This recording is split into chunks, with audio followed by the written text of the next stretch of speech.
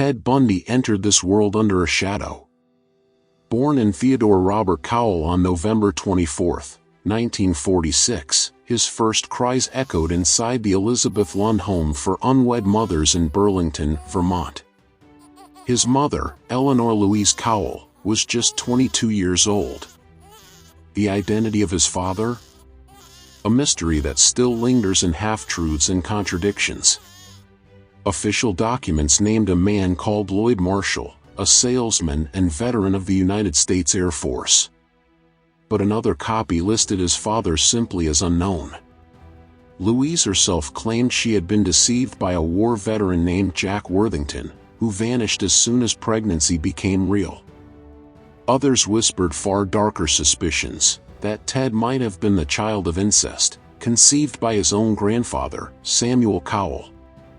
For decades, rumor and suspicion wrapped around Bundy's origin like smoke. Only years later, through modern testing, would psychiatrists confirm that the truth was twisted, but not incestuous.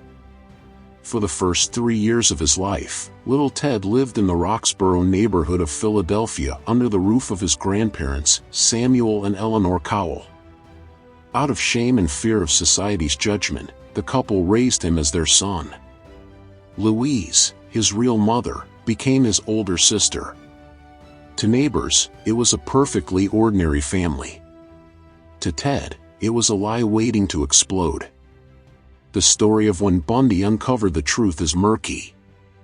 He told one girlfriend a cousin had shoved his birth certificate in his face, calling him a bastard. To biographers, he said he found the papers himself. Others believe he didn't uncover his true parentage until 1969, when he tracked down his original birth record in Vermont. However he learned the truth, one thing is certain: Ted Bundy never forgave his mother for it. The bitterness festered inside him, a lifelong resentment that gnawed at his identity. His feelings toward his grandparents were equally conflicted. At times, Bundy described his grandfather Samuel as strong, a man he respected and even clung to. But beneath that facade lay something darker.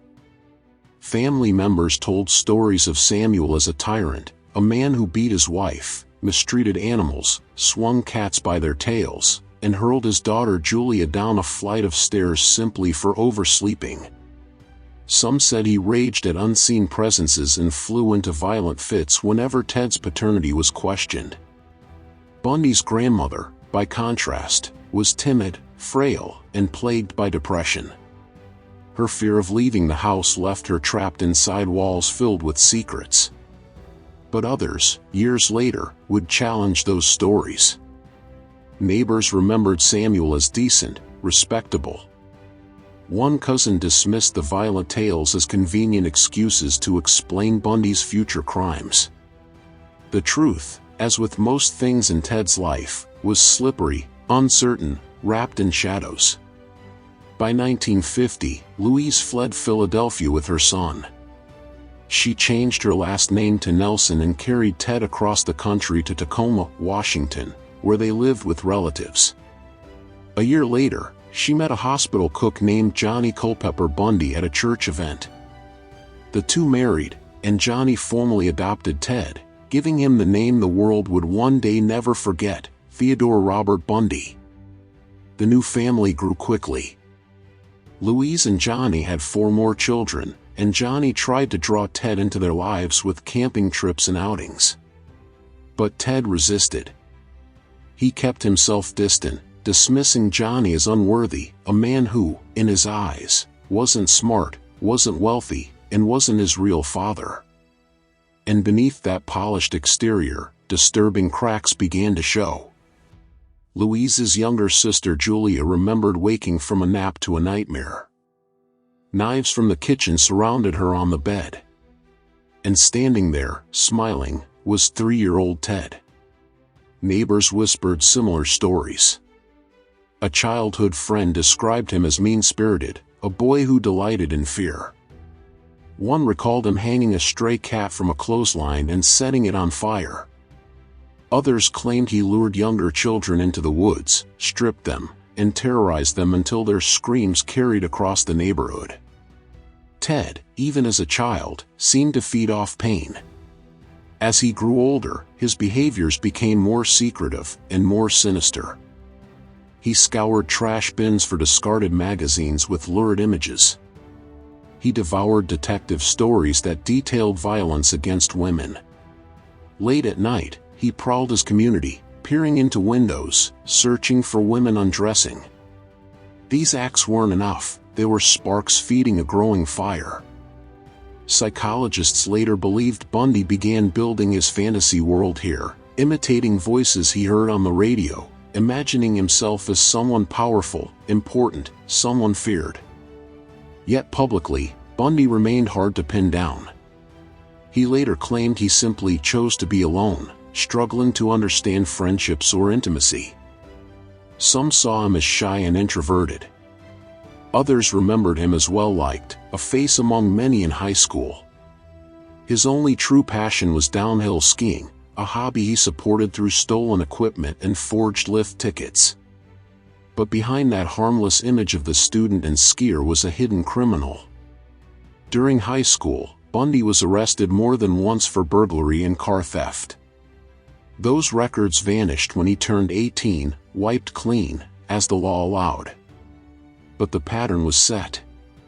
To the outside world, Ted Bundy was just another teenager finding his place. Inside, something far darker was taking shape.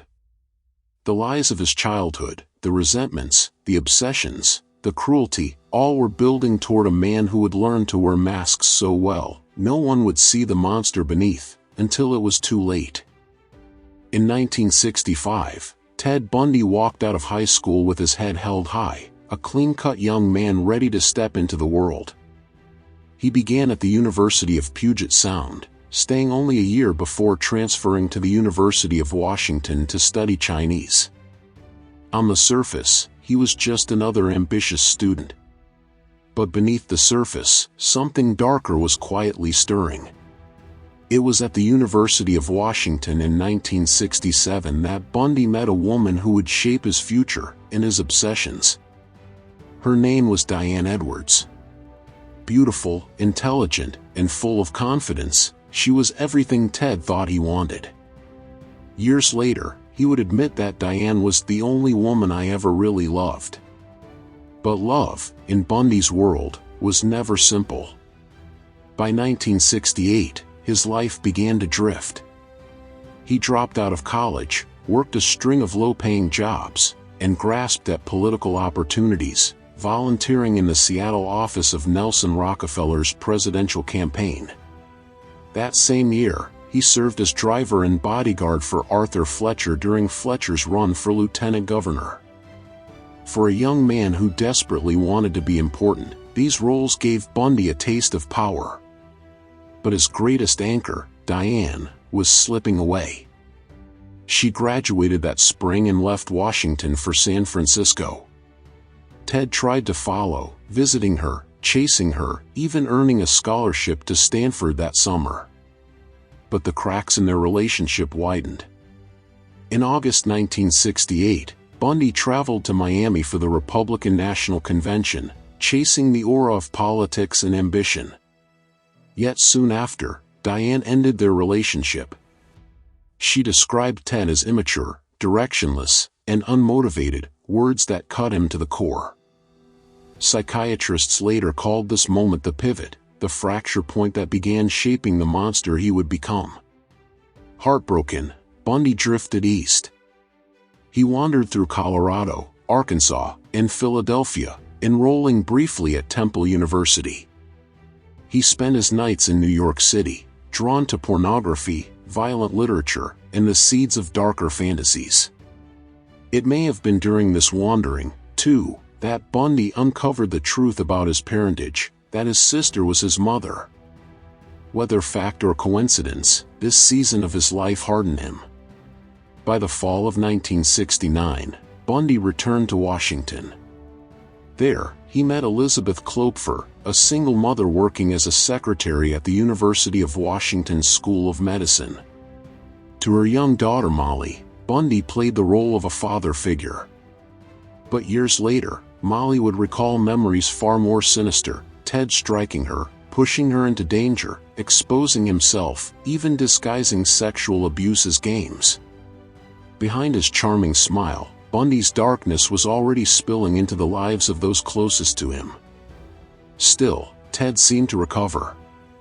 By 1970, he re-enrolled at the University of Washington, this time studying psychology. He excelled, becoming an honors student admired by his professors. In 1971, he took a job at the Seattle Suicide Hotline Crisis Center, working alongside aspiring crime writer and Rule.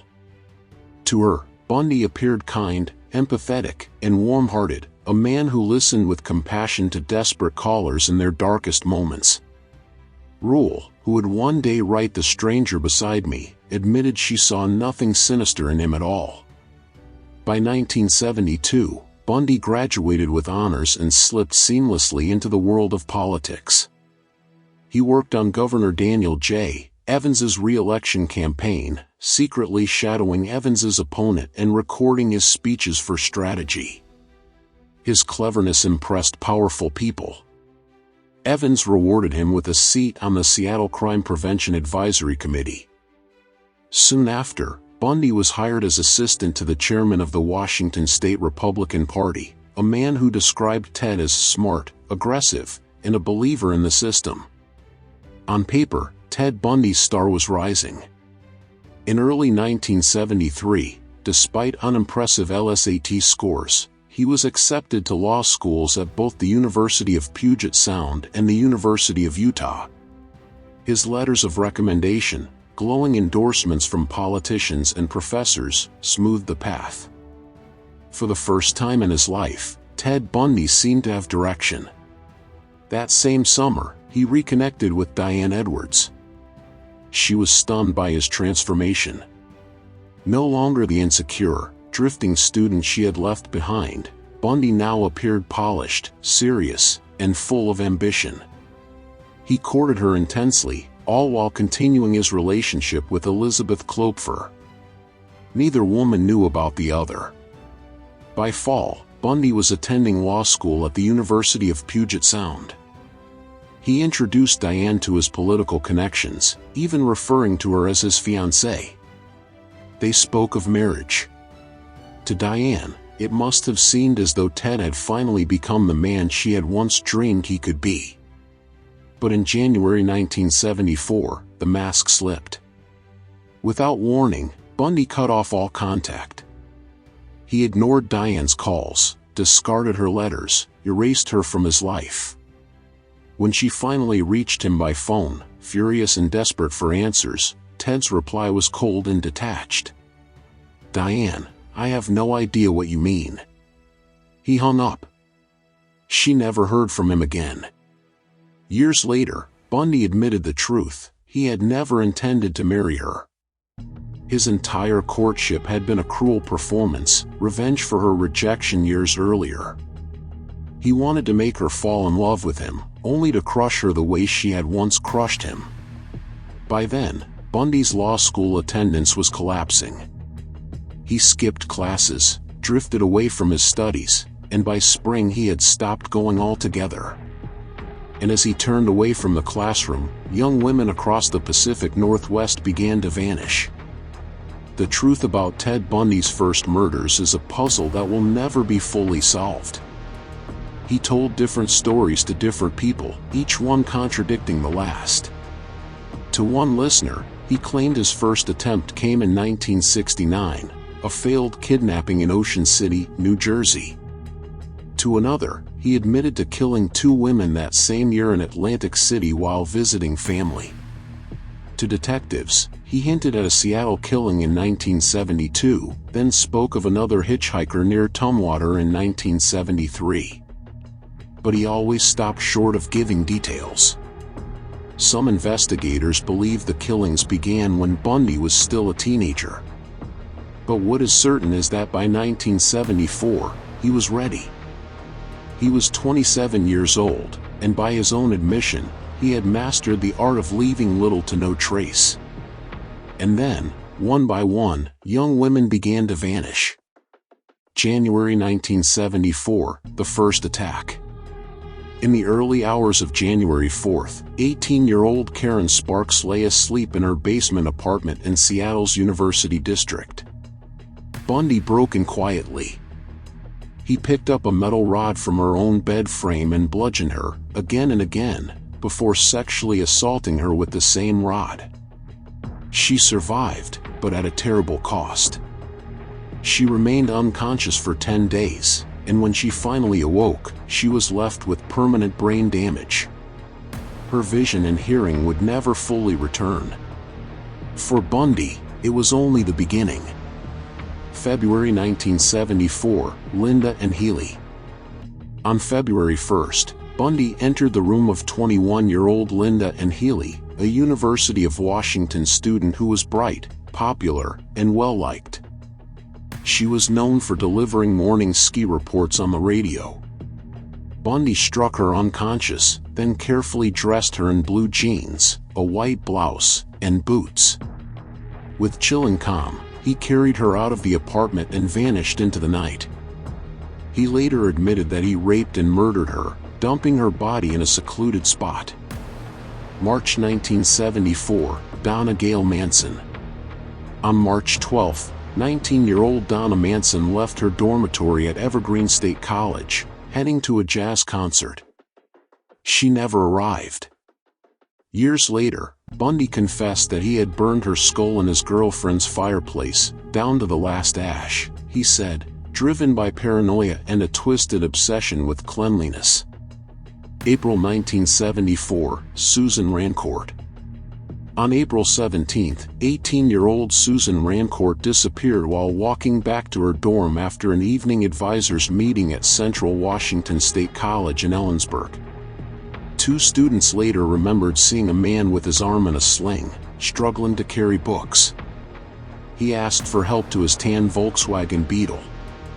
Susan never made it home.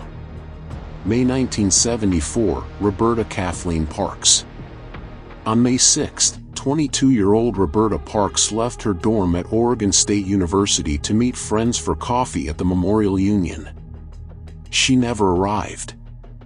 Bundy later claimed that he persuaded her to leave with him from the cafeteria, tied and gagged her once inside his car, and drove her back to Washington. On the way, he raped her twice before killing her. June 1974, Brenda Carol Ball. On June 1st, 22-year-old Brenda Ball disappeared after leaving the Flame Tavern in Burien, near Seattle-Tacoma International Airport. She was last seen outside, talking with a man whose arm hung in a sling. Bundy later admitted he took her to his home. He claimed they had consensual sex, but then he strangled her while she slept.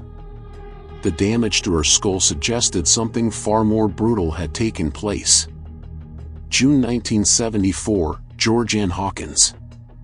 In the early hours of June 11, 18-year-old Georgianne Hawkins, a UW student, vanished while walking through a brightly lit alley between her boyfriend's dorm and her sorority house. Bundy confessed he lured her to his car, then struck her with a crowbar and handcuffed her. He drove her to Issaquah, where he strangled her and spent the night with her corpse. The next day, in a staggering act of arrogance, he returned to the crime scene. As police combed the area on their hands and knees, Bundy retrieved Hawkins' earrings and a shoe he had left behind, slipping away unnoticed. July 1974, Lake Sammamish. By July, the terror reached its peak. On July 14th, in broad daylight at Lake Sammamish State Park, Bundy struck twice. Witnesses described an attractive young man in a white tennis outfit, his arm in a sling, speaking with a light accent. He introduced himself simply as Ted and asked women for help unloading a sailboat from his tan Volkswagen Beetle. 3 women turned him down. Others agreed to follow him, only to sense something wrong and flee before getting inside the car. But not everyone escaped. 23-year-old Janice Annott, a probation caseworker, walked away from the beach with Bundy. Just hours later, 19-year-old Denise Naslund left a picnic to use the restroom and never came back. Bundy later admitted that I was still alive when he returned with Naslund. In one of his most horrifying confessions, he said he forced one to watch as he murdered the other. The mask of respectability. By day, Ted Bundy's life was the picture of responsibility. He was working at the Department of Emergency Services, helping coordinate the very search for the missing women he had abducted. It was there he met Carolyn Boone, the woman who would later stand by him until his execution. But behind the mask, Bundy's Volkswagen Beetle was becoming a prison on wheels for unsuspecting women across the Pacific Northwest. In September, skeletal remains of Ada Naslund were discovered in the woods near Issaquah. Among them were bones from Georgianne Hawkins. Months later, for more skulls were uncovered on Taylor Mountain, Healy, Rancourt, Parks, and Ball. Donna Manson's body was never found. The truth was undeniable: a predator was at large. The net tightens. By the fall of 1974, Bundy had moved to Utah to study law. But the killings did not stop. In fact, they grew darker, spreading to Idaho, Utah, and Colorado. In Washington, investigators desperately tried to connect the dots. With hundreds of suspects and no physical evidence, they turned to an experimental tool, a computer. Names were fed into the primitive machine: Volkswagen owners named Ted, men connected to victims, known sex offenders. Out of thousands of names, 26 appeared on multiple lists. One stood out: Ted Bundy. The name was there, in black and white. Bundy was on their radar. But before police could act, he would strike again, this time in Utah, and his boldness would finally put him within reach of capture. In August 1974, Ted Bundy left Seattle and moved to Salt Lake City. He told friends he had been accepted to the University of Utah Law School, a second chance at the legal career he had failed to master in Washington. He rented a modest room at 565 First Avenue, a dull-looking rooming house with peeling paint. Few who lived there suspected the horrors hidden within: souvenirs of his crimes tucked into utility closets, photographs of the dead locked away like treasured possessions. To Elizabeth Klopfer back in Seattle, Bundy played the devoted boyfriend. He called often, spoke of law classes, and hinted at a brighter future together. But in Utah, he was dating at least a dozen other women.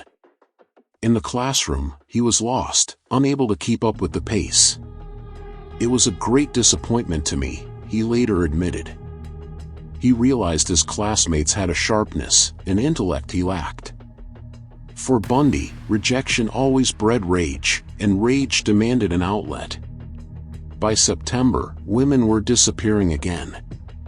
The Hitchhiker, Idaho.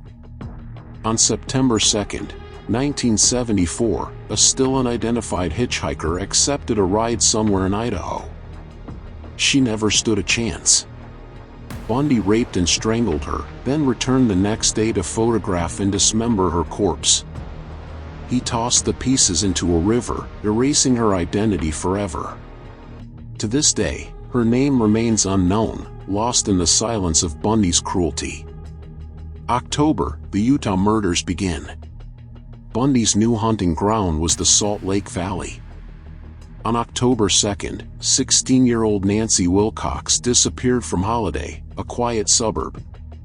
Bundy admitted he pulled her into his car and drove her to an orchard, before eventually taking her to his apartment. He claimed she was alive for nearly 24 hours.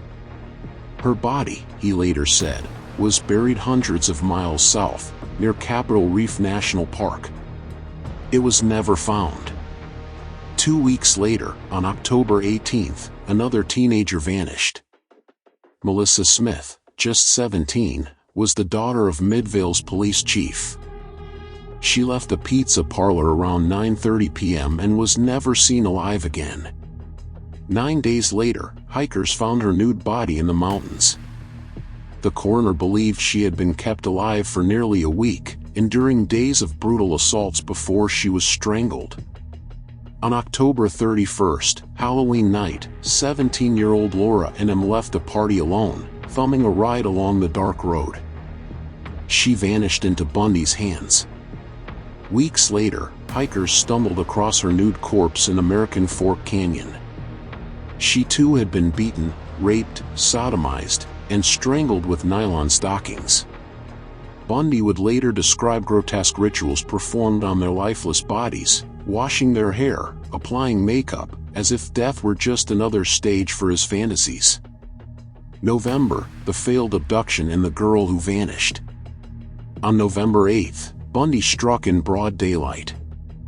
At Fashion Place Mall in Murray, he approached Carol Duranch, an 18-year-old telephone operator.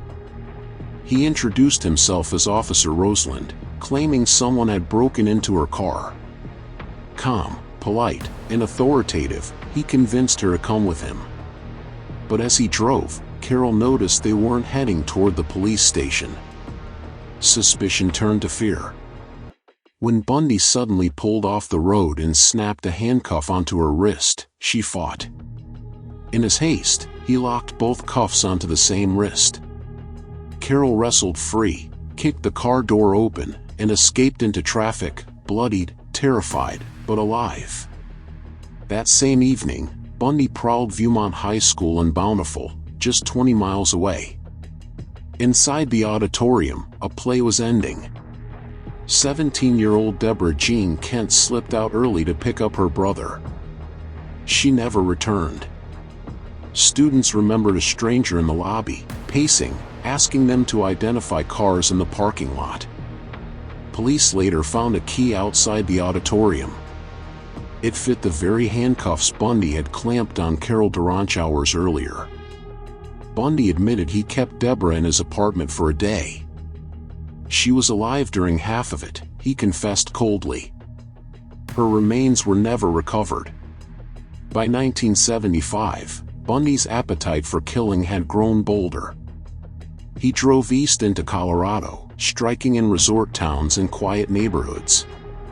On January 12, Karen Campbell, a 23-year-old nurse, vanished while walking down a brightly lit hotel hallway in Snowmass Village. Her nude body was discovered a month later near a dirt road. She had been bludgeoned with a blunt instrument, her skull bearing deep grooved impressions. Her earlobe was slit, her body marked by savage cuts. On March 15, Bundy lured Julie Cunningham, a 26-year-old ski instructor from Vail. Pretending to struggle on crutches, he asked her to carry his ski boots to his car. Once inside, she was clubbed, handcuffed, and abducted. He raped her, then left her body near Rifle, Colorado.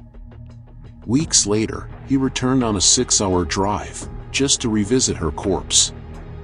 On April 6, Denise Oliverson, 25, disappeared in Grand Junction while riding her bike to her parents' home. Her bicycle and sandals were found beneath a viaduct, abandoned.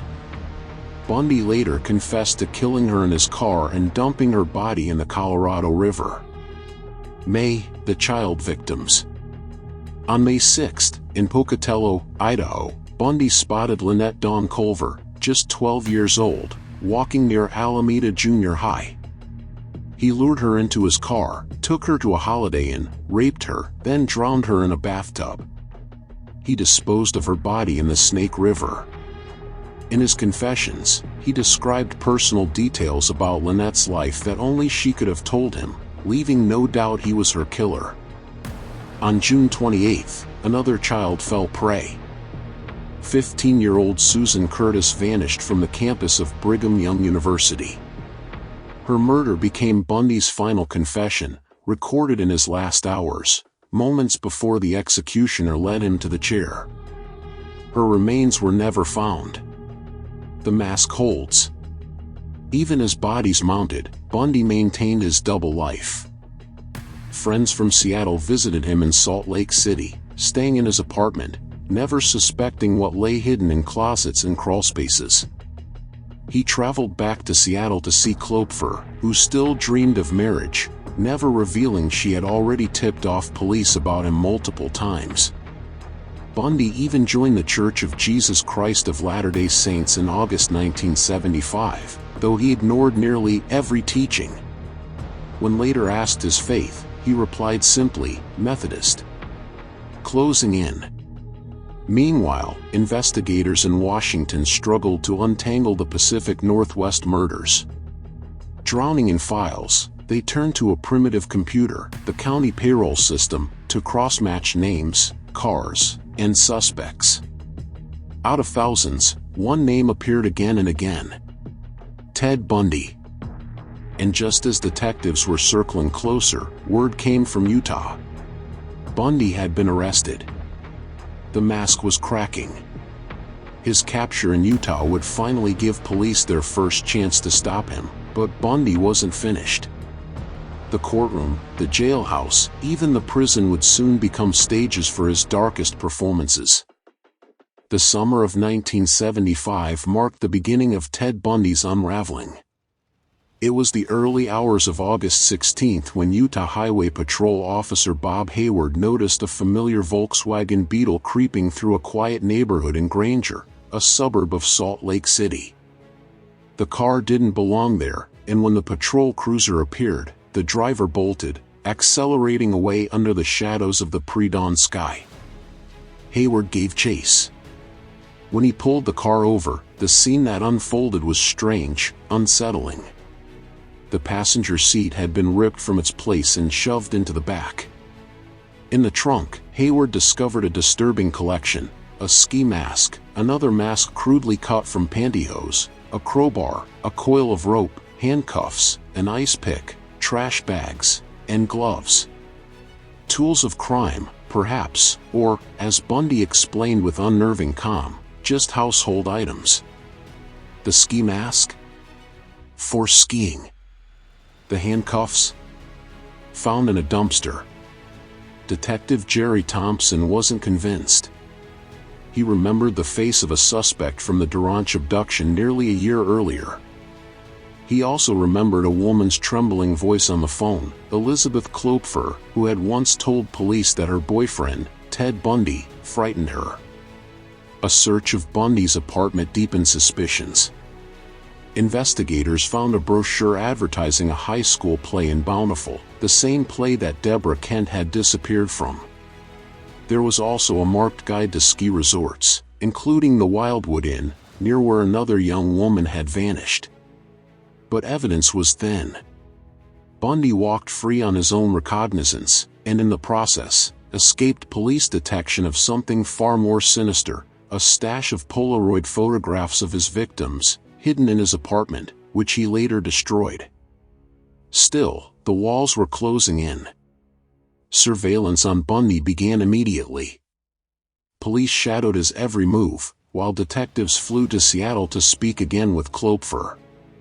She told them things that chilled them to the core: crutches hidden in her home, bags of stolen plaster of Paris, a meat cleaver, surgical gloves, and a knife in a wooden case.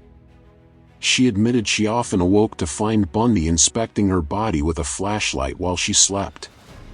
He grew enraged if she cut her long hair, and once, when she questioned him about stolen electronics, he snarled, "If you tell anyone, I'll break your neck."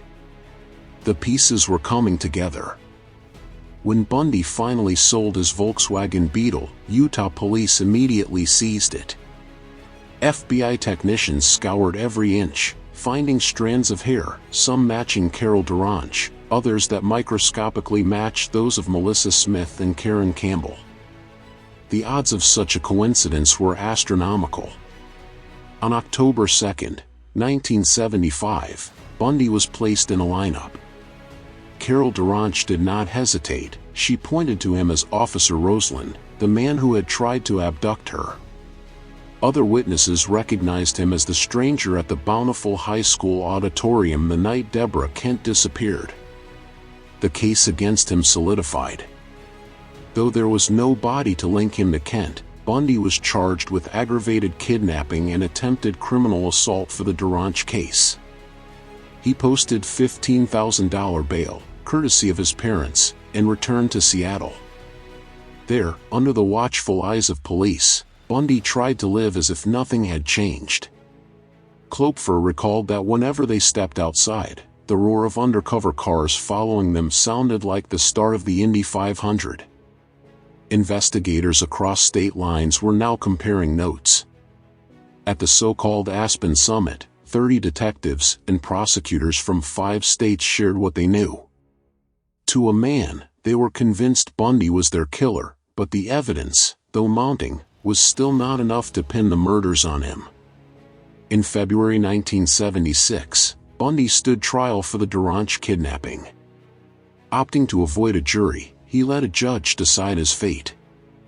After 4 tense days, Judge Stuart Hansen Jr. pronounced him guilty. The sentence, 1 to 15 years in Utah State Prison. For the first time, Bundy was caged. But even prison walls could not contain him for long. By October, guards discovered him crouched in the bushes of the yard, clutching what they would later call an escape kit, road maps, airline schedules, even a stolen Social Security card. He was thrown into solitary confinement. But within weeks, Colorado authorities charged him with the murder of Karen Campbell. Ted Bundy, cornered at last, resisted extradition, but eventually gave in. In January 1977, he was shackled, transferred, and delivered to Aspen, Colorado, where the most audacious chapter of his story was about to begin. June 7, 1977, Aspen, Colorado. Inside the Pitkin County Courthouse, Ted Bundy, once again playing lawyer, was excused from handcuffs and shackles. Judges saw him as a defendant, but Bundy saw himself as an opportunist. During a recess, he slipped into the law library. Quiet. Calm. Hidden by bookshelves. Then, a window creaked open. Bundy launched himself from the second floor. He hit the ground hard, twisting his ankle, but he was free. Limping through Aspen, he ditched clothes, evaded roadblocks, and disappeared into the mountains. For 6 days, he broke into cabins, stole food, and wandered half-starved, circling the wilderness like a ghost. His ankle throbbed. His mind sharpened. He had one goal: survive. But exhaustion betrayed him. Behind the wheel of a stolen car, weaving on Aspen's streets, 2 officers stopped him. The fugitive had been recaptured. Bundy was back behind bars. But prison walls were never enough. Because that wasn't the end. December 30th, 1977. Garfield County Jail. Most guards home for the holidays. Bundy had spent months carving an escape route through the ceiling, shedding 35 pounds to squeeze through. That night, he made his move. He stuffed his bed with books and blankets, slipped into the crawl space, and dropped into the jailer's empty apartment. Changing into the man's street clothes, Ted Bundy simply walked out the front door. By the time guards discovered the truth, Bundy was already 1,000 miles away. The killer was loose. Again. The Florida murders and rearrest. When Ted Bundy slipped away from Colorado in late December 1977, the nation had no idea what was coming next. After moving quietly through Chicago, he eventually made his way south, stealing cars, changing disguises, and avoiding law enforcement with his usual mix of luck and cunning. On January 8, 1978, he arrived in Tallahassee, Florida, taking a room in a boarding house under the name Chris Hagen. Bundy told himself he might live quietly this time. He even applied for a job at a construction site, but when asked to produce identification, he abandoned the attempt. Soon, his old habits returned: shoplifting, stealing credit cards, lifting purses left unattended in grocery store carts. But then, only a week after his arrival, his compulsion drove him to one of the most horrifying crime scenes in American history. January 15, 1978, 2:45 a.m. Bundy slipped through the back door of Florida State University's Chi Omega sorority house. The lock was broken, entry was effortless. Inside, more than 30 young women were asleep, unaware that a predator stalked the halls. In the darkness, he moved silently, selecting his victims one by one. Margaret Elizabeth Bowman, 21, asleep in her bed, struck viciously with a piece of oak firewood, then strangled with a nylon stocking until her life slipped away. Lisa Janet Levy, 20, beaten unconscious, strangled, sexually assaulted with a hair mist bottle, her body bearing deep bite marks, including one on her buttock. Kathy Kleiner, 21, awoke to her jaw shattering under his blows, her shoulder torn open, but miraculously survived. Karen Chandler, 21, endured a concussion, a broken jaw, lost teeth, and a crushed finger, yet lived to tell her story. The entire rampage lasted less than 15 minutes. Outside, headlights from a passing car suddenly illuminated the room, frightening Bundy enough to flee before finishing his slaughter.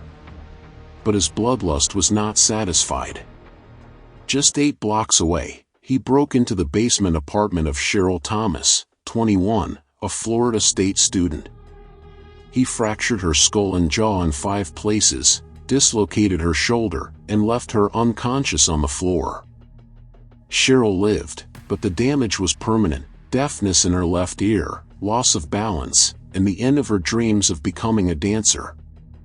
On her bed, police later found a semen stain and a nylon pantyhose mask. 2 hairs recovered from the mask matched Bundy's own, small clues that would grow into damning evidence. Florida now had a monster in its midst. And he wasn't finished. February 8, 1978. Jacksonville, Florida. Bundy spotted 14-year-old Leslie Parmenter, daughter of the Jacksonville Police Department's chief of detectives. Posing as Richard Burton, fire department, he tried to lure her toward his car. But when Leslie's older brother appeared, Bundy backed off and fled. Hours later, he drove west to Lake City. February 9, 1978. Lake City Junior High School. At the school that morning, 12-year-old Kimberly Diane Leach was called from her classroom by a teacher to retrieve a forgotten purse. She never returned. For weeks, her disappearance gripped Florida. 7 weeks later, her partially mummified remains were found in a pig farrowing shed near Sewanee River State Park. Forensic experts determined she had been raped, her throat slashed, her body mutilated with a knife. Bundy's killing spree had escalated from college students to children. By February 12, with his rent overdue and law enforcement closing in, Bundy prepared to run again. He stole another car and fled west through the Florida Panhandle. February 15, 1978, Pensacola, Florida. At 1 a.m., near the Alabama state line, Officer David Lee noticed a suspicious Volkswagen Beetle weaving on the road. A check revealed it was stolen. When Lee moved in to arrest the driver, Bundy lashed out, kicking the officer's legs out from under him and sprinting into the night. Lee fired 2 warning shots before chasing him down. The 2 men wrestled violently over the officer's gun. Finally, Lee subdued and handcuffed his suspect. Inside the car, investigators found 3 stolen IDs belonging to FSU women, 21 stolen credit cards, a stolen television set, dark-rimmed glasses and plaid slacks, the disguise worn by Richard Burton when he tried to abduct Leslie Parmenter. As Bundy was transported to jail, bruised, bleeding, and defeated, he muttered to the officer escorting him, "I wish you had killed me." The reign of terror that had stretched across 7 states was finally over. Trials, marriage, and the weight of death. By May 1978, Ted Bundy's reign of terror had reached its next stage, the courtroom. A Florida grand jury indicted him on charges of first-degree murder, attempted murder, and burglary for the Chi Omega killings. The trial began in June 1979 at the Florida Circuit Court in Dade County, with Judge Edward Cowart presiding. It was history in the making, the first nationally televised trial in U.S. history.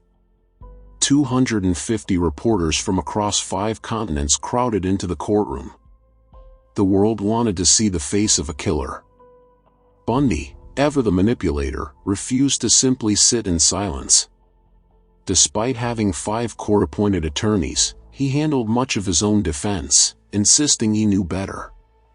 He fought his team, undermined their strategy, and twisted the proceedings to keep himself at the center of attention. One colleague later said, he sabotaged his own defense, all because he couldn't stand not being in control. Behind the scenes, prosecutors even offered him a deal. If he admitted guilt in the murders of Levy, Bowman, and Leach, he could serve 75 years in prison, no execution. Bundy considered it. He knew the evidence against him was strong. He knew the death penalty hovered over him. For a moment, it looked as if he would take it. But at the last second, pride won. Accepting guilt meant admitting to the world what he was. Bundy couldn't bear it. He walked away from the bargain, sealing his fate. When the trial resumed, the evidence cut through his theatrics. Chi Omega members took the stand. Connie Hastings placed Bundy near the house that night. Nita Neary testified she saw him fleeing the scene with the weapon still in his hands. Then came the most damning evidence of all, the bite mark. Forensic odontologists Richard Souverin and Lowell Levine compared the wounds on Lisa Levy's body with dental impressions of Bundy's teeth. The match was undeniable. After less than 7 hours of deliberation, the jury returned. Guilty. Guilty of murdering Margaret Bowman and Lisa Levy. Guilty of 3 counts of attempted murder. Guilty of burglary. Judge Cowart delivered the sentence, death. But the courtroom drama wasn't over. 6 months later, Bundy faced trial again, this time in Orlando, for the kidnapping and murder of 12-year-old Kimberly Leach. The evidence was chilling. Witnesses placed him with the girl. Fibers from his jacket matched fibers found on her remains. The jury deliberated only 8 hours before returning the same verdict, guilty. During the penalty phase, Bundy staged one last grotesque performance. Using an obscure Florida law, he turned the courtroom into a wedding chapel. Calling Carolyn Boone, his longtime admirer and supporter, to the stand, Bundy asked her to marry him. Before the stunned court, she said yes. He declared aloud that they were now legally wed. And just like that, in the middle of a murder trial, Ted Bundy took a wife. On February 10, 1980, the judge delivered Bundy's 3rd death sentence. Enraged, Bundy rose and shouted to the jury, "Tell the jury they were wrong." But the sentence stood. It would be this death sentence, his 3rd, that would ultimately be carried out. Only his mother, Louise, appeared in court to beg for her son's life.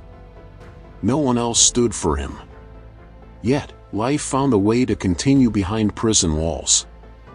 On October 24, 1981, Boone gave birth to a daughter, Rose Bundy. Whispers spread through the prison, conjugal visits weren't allowed, but guards could be bribed, and Bundy still managed to bend rules to his will. Even in chains, Ted Bundy found ways to control, manipulate, and corrupt. But time, and justice, was running out. After the Kimberly Leach trial, Ted Bundy's world narrowed to a death row cell in Florida.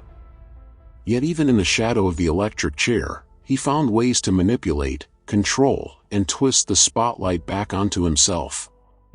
He began granting interviews to journalists Stephen Michaud and Hugh Ainsworth. Speaking in the 3rd person, as though narrating the deeds of someone else, Bundy revealed disturbing glimpses of his compulsions. He admitted he had been a thief all his life, stealing nearly everything he owned. The big payoff, he said, was actually possessing whatever it was I had taken. Possession, he confessed, was the very heart of his murders. Rape and violence gave him control, but killing was the ultimate act, the final possession. The ultimate possession, Bundy said, was the taking of life, and then the physical possession of the remains. To FBI profiler William Hagmaier, Bundy's words were chilling. Murder, Bundy explained, eventually stopped being just lust or violence. It became something mystical. The victim became part of him forever. The ground where he killed them became sacred. He described his evolution, an amateur in the early years, impulsive and sloppy, before reaching what he proudly called his predator phase. It was an admission that he had started killing well before the mid-1970s, though he never said exactly when. Bundy's behavior on death row was as unsettling as his words. Guards caught him hiding hacksaw blades, discovered that he had cut through a steel bar on his cell window, and found secret mirrors and contraband correspondence. He even struck up a strange line of communication with John Hinckley Jr., the man who shot President Ronald Reagan. In 1984, Bundy offered his expertise to investigators hunting the Green River Killer in Washington. He analyzed the psychology of the murderer, correctly predicting how the man would operate.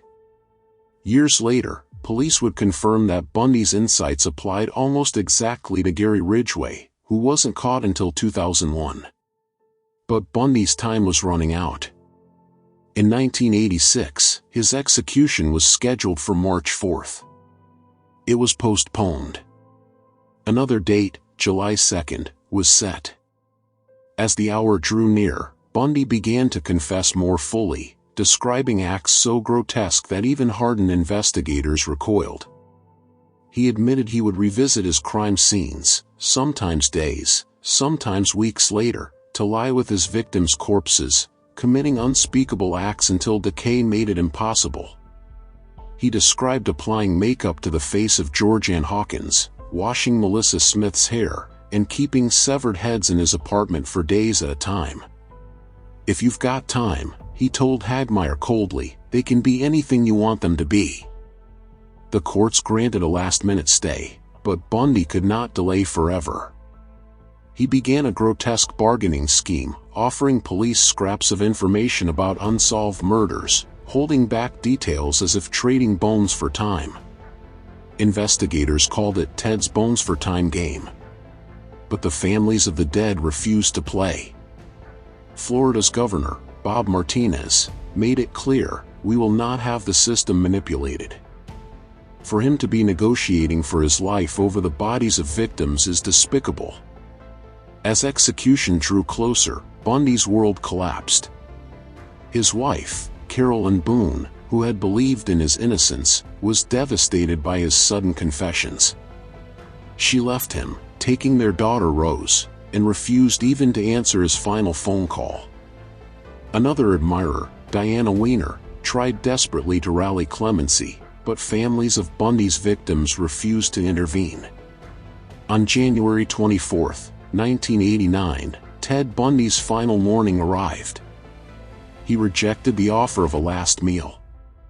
He spoke briefly to his attorney Jim Coleman and Minister Fred Lawrence. "Jim and Fred," he said quietly, "I'd like you to give my love to my family and friends." At 7:16 a.m., 42-year-old Ted Bundy was strapped into the electric chair at Florida State Prison in Rayford. With the pull of a switch, his reign of horror ended. Outside the prison walls, hundreds of people cheered, danced, and set off fireworks. Some held signs reading "Burn, Bundy, burn." When the white hearse carrying his body departed, the crowd erupted. Bundy's remains were cremated, and his ashes scattered in the Cascade Mountains of Washington, the same wilderness where he had once discarded the bodies of his victims. For investigators, families, and a nation haunted by his crimes, the nightmare was finally over. The story of Ted Bundy did not end with the hiss of the electric chair. If anything, his name grew darker in death, spreading like a stain across the collective memory of America.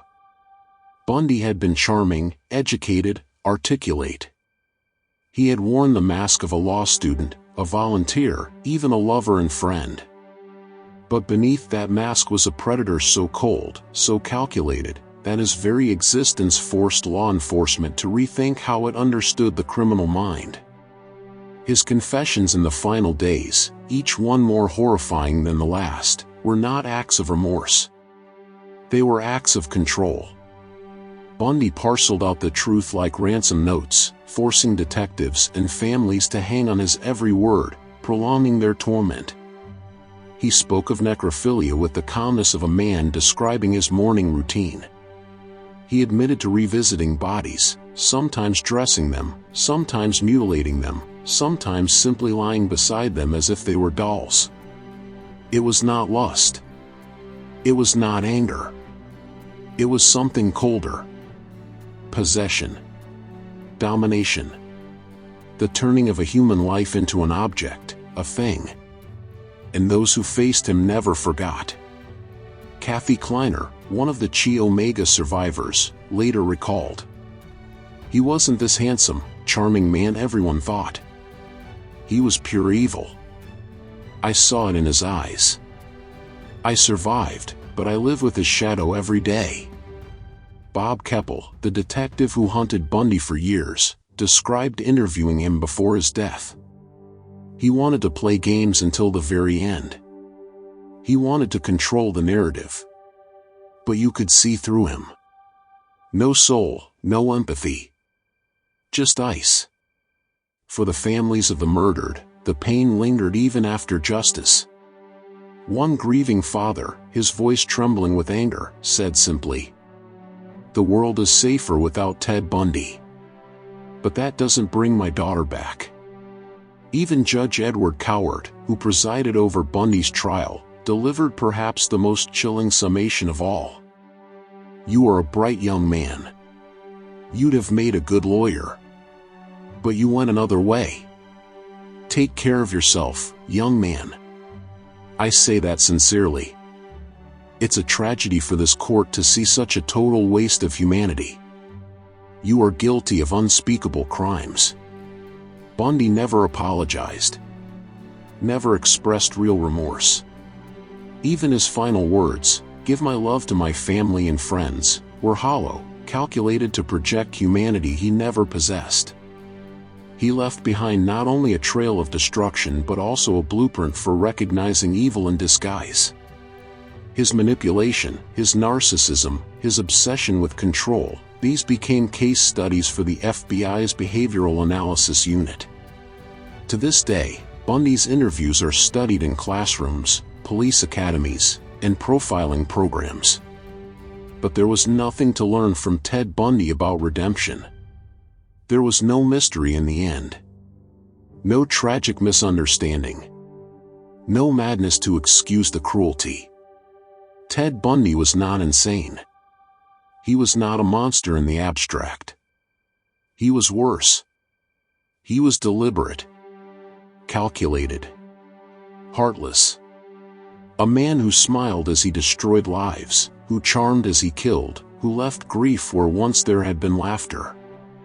When history writes of him, it does not soften his name. It does not call him misunderstood. It does not call him tragic. It calls him what he truly was. Heartless. Evil. Please share, like and subscribe for more true crime stories. Thank you for watching.